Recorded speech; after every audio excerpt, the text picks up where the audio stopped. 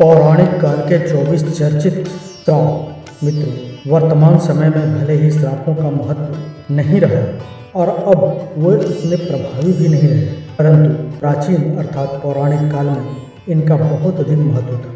इसलिए उस समय के ऐसे ही 24 श्रापों के बारे में आइए जानते हैं, जो हमेशा ही चर्चा का विषय बने रहते हैं। दोस्तों, स्वागत है आपका हमारे चैनल पर। वीडियो में आगे बढ़ने से पहले हमारे चैनल को सब्सक्राइब अवश्य करें, साथ ही बेल आइकन जरूर दबाएं। आइए करते हैं ज्ञान की बात।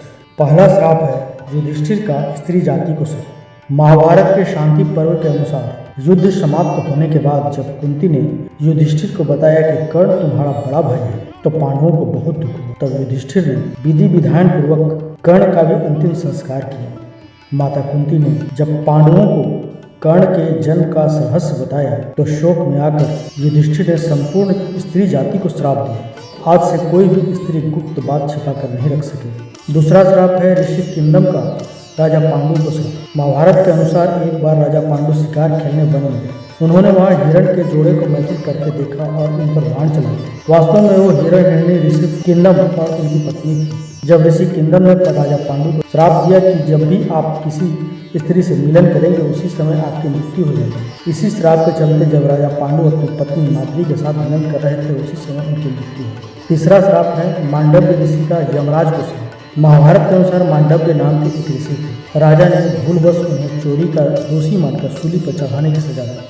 सूली पर कुछ दिनों तक चढ़े रहने के बाद भी जब उनके प्राण नहीं निकले, तो राजा को अपनी गलती का एहसास हुआ और उन्होंने ऋषि मांडव्य से क्षमा मांगकर उन्हें छोड़ दिया। तब ऋषि यमराज के पास पहुंचे और उनसे पूछा कि मैंने अपने जीवन में ऐसा कौन सा अपराध किया था कि मुझे इस प्रकार झूठे आरोप की सजा मिली। तब यमराज ने बताया कि जब आप 12 वर्ष के थे, तब आपने एक फतिंगे की पूंछ में सींग चुभाई थी। उसी के फलस्वरूप आपको यह कष्ट सहना पड़ा। तब ऋषि मांडव्य ने यमराज से कहा कि 12 वर्ष की उम्र में किसी को भी अपना धर्म अधर्म का ज्ञान नहीं होता। तुमने छोटे अपराध का बड़ा दंड दिया है, इसलिए मैं तुम्हें श्राप देता हूँ कि तुम्हें शूद्र योनि में एक दासी पुत्र के रूप में जन्म लेना पड़े। ऋषि मांडव्य के इसी श्राप के अनुसार यमराज ने महात्मा विदुर के रूप में जन्म लिया। चौथा श्राप है नंदी का रावण को श्राप। वाल्मीकि रामायण के अनुसार एक बार रावण भगवान शंकर से मिलने कैलाश गया।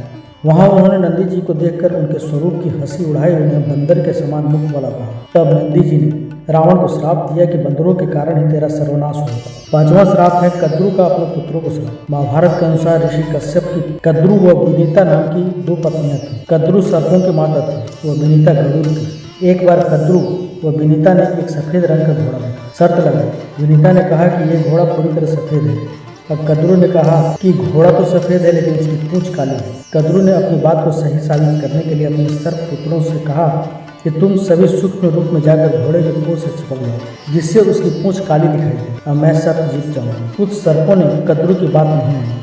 तब कद्रु ने अपने उन पुत्रों को श्राप दिया कि तुम सभी जन्मेजय के सर्प जग में भस्म हो जाओ। तो छठा श्राप है उर्वशी का अर्जुन को श्राप। महाभारत के युद्ध से पहले जब अर्जुन दिव्यास्त्र प्राप्त करने स्वर्ग गए, तो वहां उर्वशी नाम की अप्सरा उन पर मोहित हुई। यह देखकर अर्जुन ने उन्हें माता के समान बताया। यह सुनकर उर्वशी क्रोधित होकर अर्जुन को श्राप दिया कि तुम नपुंसक की भांति बात कर रहे हो, इसलिए तुम नपुंसक हो जाओ।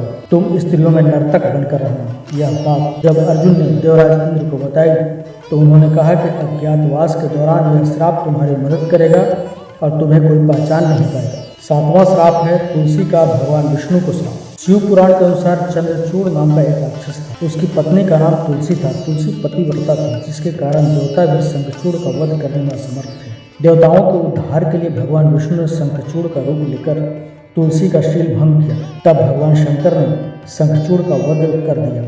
यह बात जब तुलसी को पता चली, तो उसने भगवान विष्णु को पत्थर हो जाने का श्राप दिया। इसी श्राप के कारण भगवान विष्णु की पूजा शालिग्राम शिला के रूप में की जाती है। आठवां श्राप है श्रृंगी ऋषि का परीक्षित को श्राप। पांडवों के स्वर्गारोहण के बाद अभिमन्यु के पुत्र परीक्षित ने शासन किया। उसके राज्य में सभी सुखी और संपन्न थे। एक बार राजा परीक्षित शिकार खेलते खेलते बहुत दूर निकले। तब उन्हें वहां समिक नाम के ऋषि दिखाए, जो मौन अवस्था में थे। राजा परीक्षित ने उनसे बात करनी चाहिए, लेकिन ध्यान में होने के कारण ऋषि ने कोई जवाब नहीं दिया। यह देखकर परीक्षित बहुत क्रोधित हुए और उन्होंने एक मरा हुआ सांप उठाकर ऋषि के गले में डाल दिया। यह बात जब समित ऋषि के पुत्र श्रृंगी को पता चली, तो उन्होंने श्राप दिया कि आज से 7 दिन बाद तक्षक नाग राजा परीक्षित को डस लेगा, जिससे उनकी मृत्यु हो जाएगी। 9वां श्राप है राजा अरण्य का रावण को श्राप। वाल्मीकि रामायण के अनुसार रघुवंश में एक परम प्रतापी राजा हुए थे जिनका नाम अरण्य था। जब रावण विश्व विजय करने निकला राजा अनरण्य से उसका भयंकर युद्ध हुआ। उस युद्ध में राजा अनरण्य की मृत्यु हो गई। मरने से पहले उन्होंने रावण को श्राप दिया कि मेरे ही वंश में उत्पन्न एक युवक तुम्हारी मृत्यु का कारण बनेगा। इन्हीं के वंश में आगे जाकर भगवान राम ने जन्म लिया और रावण का वध किया। 10वां श्राप है परशुराम का कर्ण को श्राप। महाभारत के अनुसार परशुराम भगवान विष्णु के ही अंशावतार थे। सूर्य पुत्र कर्ण उन्हीं का शिष्य था। कर्ण ने परशुराम को अपना परिचय एक सूर्य पुत्र के रूप में दिया। एक बार जब परशुराम कर्ण की गोद में सिर रखकर सो रहे थे, उसी समय कर्ण को एक भयंकर कीड़े ने काट लिया। गुरु की नींद में विघ्न न आए यह सोचकर कर्ण दर्द सहते रहे, लेकिन उन्होंने परशुराम को नींद से नहीं उठाया। नींद से उठने पर जब परशुराम ने देखा तो वे समझ गए कि कर्ण सूत पुत्र नहीं बल्कि क्षत्रिय है।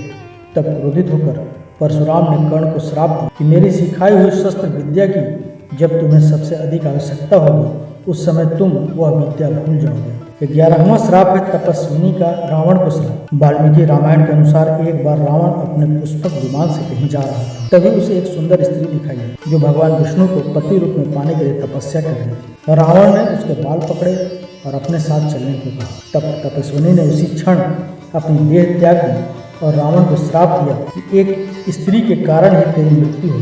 12वां श्राप है गांधारी का श्री कृष्ण को श्राप। महाभारत के युद्ध के बाद जब भगवान श्री कृष्ण गांधारी को सांत्वना देने पहुंचे तो अपने पुत्रों का विनाश देखकर गांधारी ने श्री कृष्ण को श्राप दिया कि जिस प्रकार पांडव और कौरव आपसी फूट के कारण नष्ट हुए हैं, उसी प्रकार तुम भी अपने बंधु बांधवों का वध करोगे। आज से 36वें वर्ष तुम अपने बंधु बांधवों व पुत्रों का नाश हो जाने पर एक साधारण कारण से अनाथ की तरह मारे जाओगे। गांधारी के श्राप के कारण भगवान श्री कृष्ण के परिवार का अंत हुआ। तो मित्रों, हमारी ये जानकारी आपको कैसे लगी कमेंट करके जरूर बताएं। वीडियो को लाइक करें, चैनल को सब्सक्राइब करें, साथ ही ज़्यादा से ज़्यादा शेयर करें। धन्यवाद।